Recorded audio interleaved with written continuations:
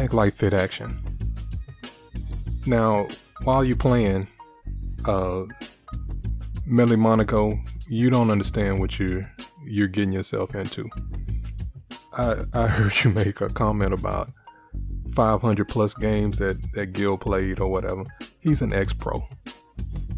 He's still an ex-pro. And the next thing is nice legs, by the way. But Melli got some nice legs. But the next part of it is Gil, he doesn't care. He's pretty raw. He don't care. He's lets it be known that he's not gonna let a woman beat him in any kind of games. But I believe you just haven't picked the right games. Tennis, he was gonna try you until he won, basically, until you couldn't beat him. He was gonna, change numbers, change scores. He was gonna do all that kind of stuff. Trust me, he knew a little bit about tennis. He's not an all-star in tennis, but he knows about tennis. He knows the basic rules. Just like he knows the basic rules in baseball and he knows the basic rules in football. That's just the way it is. But he was an athlete. But you're challenging him in a game that he mastered until he was injured and until, he was out of the league. So you're at a clear disadvantage. Now the stakes went way too high, but I'm trying to give you this information. And I know that Gil might see this. He might. But I'm not saying anything that Gil doesn't know. These are the rules that go on anytime you play somebody in basketball. If they're from another area, or if you're coming in and playing somewhere and from another area, you have to know the rules. You have to know basics, especially when we're talking 1-on-1 or 21. See, y'all were playing 21, which is you could play 21 as a 1-on-1 game, or you could play 21 as a group game. But it's one person on offense, everybody else is defense if you're doing a group game. But you have to know the rules ahead of time. So the 1-on-1 game, I'm going to give you some rules that you should establish ahead of time. I know basketball. I'm from Texas. Even in Texas, people play it different. Sometimes they'll play the group 1-on-1 21 game where you rebound it, like y'all were playing this game. You rebound it and you take it back out. But then when the pros play 21, the pros don't do the rebounds and everything. And when you see the 1-on-1 tournaments that I think his name was, he called himself Elliot Ness or something. But he had a tournament, and I think that tournament was for like $3,000 or $5,000 or something, or $10,000 overall. And it's just one shot. You don't rebound. You're just playing defense or you're playing offense up to that one shot. And you had a shot clock. I think you had a 7-second shot clock. I think it was 7 or 8 seconds for the shot clock. But you don't rebound it like the way that y'all were playing it. You're not going to rebound and keep going like that. In Houston, I play that way, where we rebound and everything. But the pros, they don't do that. They have somebody pass the ball in, and it's like a round robin. It's 1-on-1. They'll have somebody pass the ball in, and you might get 3-4 dribbles max. And then you got to make the shot. You got to take the shot. You have to know those rules ahead of time. If you don't know the game, you're already at a disadvantage. And you, darling, Melli Monaco, you're at a disadvantage. I know it widened your eyes to hear him say $1 million, but you're about to lose your car unless you make this competitive in some way, shape, or form. And when I say make it competitive, that's all I want to see. I want to see competition. So I'm not hating on Gil here, and it's not like I am helping you, because some of the people in the comments and stuff, they're not going to give you the right information. They're looking at love connections and this and that. But in all actuality, I think some of the people believe that if Gil wins, that he's not going to take your car. He's going to take your car. He's going to take your car. I don't know if y'all did a written agreement or whatever, but he's going to make it hard on you. He's going to take your car. He might take it for a week. He might take it for a month, or he might take it for good. I would not be surprised if he took that 9/11 for good. Would not be surprised. You're going to have to do something to get that back. That's just the way that is. But these are the rules that you should have established ahead of time. Make it not about 3s and 2s and not about 2s and 1s. Make it all 1-pointers. Do all 1-pointers to 21, because all you have to do is score 1. So if you're doing 2s and 3s, or 3s and 2, or 2s and 3s and 1s and 2s, then you're getting less chances at making a basket. And you can't just let him shoot. You can't let him shoot. You got to get up on him. But give yourself a chance to get 1 point, to score 1 point. So make that a demand. Also, the white line, make it to where he could only shoot behind the white line, which is the high school 3-point line. Or even ask if he could shoot behind I think it's the goal line that he has there in his backyard. That's the pro 3 line. But make it to where he cannot drive the ball inside. Otherwise, that's a turnover. The ball goes back to you. You could still drive, but he has to shoot outside. Or at least make it to where he can't shoot in the paint. He can't shoot in the red part. That's rule number 2. On the shooting part, when you're shooting for possession, the shooting for possession is not considered a point. Shooting for possession is only when you have a discrepancy in the play. So some people will say if you travel, or if they don't agree that they traveled or whatever, and he'll say, I'll shoot for it. Then you're just shooting for the possession. You're not shooting for a point. But fouls, make it to where you can call fouls.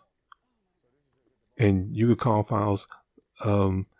This might be a little bit more this will be a little bit more to keep track of, but make it to where after the 5th foul, then the other person, the person that gets fouled, gets to shoot the free throw. So then you have to count how many fouls it is. So then that'll discourage them from fouling you every time. Otherwise, they could foul you every time you get close to the rim and smack the mess out of you every time you get close to making a shot. You don't want to do that. There's too much on the line. You want it to where he doesn't foul you that much. But that also means that you can't foul him that much either. So you might want to take a guess on that one. But also, when shooting a free throw or shooting for possession, tell him that you'll shoot from the free throw line, but he has to shoot from the 3-point line. That's for possession. Or for any, if you're shooting foul shots, his foul shots, make him shoot from the 3-point line. You're from the regular line, which is right there at the top of the key. I'm sure you know where the free throw line is, but right there at the edge of the red. Number 3, I believe on 3, no make it, take it. So whoever makes the point, then the other person takes the ball out. No make it, take it. That's to your advantage. But I believe that you're getting in some time, Melli. I believe you're getting in some practice. I wouldn't play him right away, and I'd suggest that, either you could buy a basketball. I wouldn't buy a basketball. I would use one of his. Ask to use one of those Adidas balls. Pick one of the nice ones, one of the orange ones. Don't pick one of the brown ones. Make sure it has good grip and go and practice with that ball. Make sure that you do that. I suggest going to the park and playing in those conditions. That's different than playing inside, because you're going to be dealing with wind and everything outside possibly, and it affects your shot. So you want to be able to shoot while it's windy, just in case it gets pretty windy out there. And I think in California in December, it could get cool. So it might even get windy, might have some gusts. But you want to use one of those Adidas balls, the size that you played with that day. You don't want the women's ball, which is smaller. You want the size that y'all played with that day. And just know that everything is a competition. You've talked to the guy long enough. You know everything is a competition with him. His conversation is a competition. sports is definitely a competition. Even if the game was, if he was betting $20 or $200, even if he was betting that, he wants to win. He's that competitive. He basically told you he just don't want to lose to a girl. That's what it is. So he's going to play you.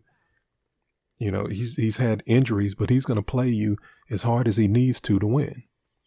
He's not that much taller than you, but he has the professional edge over you, which, just like in tennis, a tennis player like Serena Williams, or even like a Chris Evert, or some of the Yvonne Lendl and people that played in the past, those people like to play me. I'm not that good at tennis. I don't have a great serve or anything. They know the technical side of it, and they know positioning. So even at 60 or 70 years old, they still know positioning, and they could beat the regular person. Even sometimes they could beat more athletic people, younger and athletic people, because they know placement. That's what you're up against in basketball. Gil knows placement, but he was also one of the most skilled scorers in the game when he played. So even if he had his right foot cut off or something, he would probably have some kind of prosthesis, and he's still going to be able to do some damage to you on the court because he knows how to use his body. So when he elbows you and hip checks you and does that type of stuff, some of that stuff is legal. I mean, he can't elbow you in the nose and do all that kind of stuff, but sticking himself out, sticking his butt out, doing that type of stuff, sometimes that's triple threat position.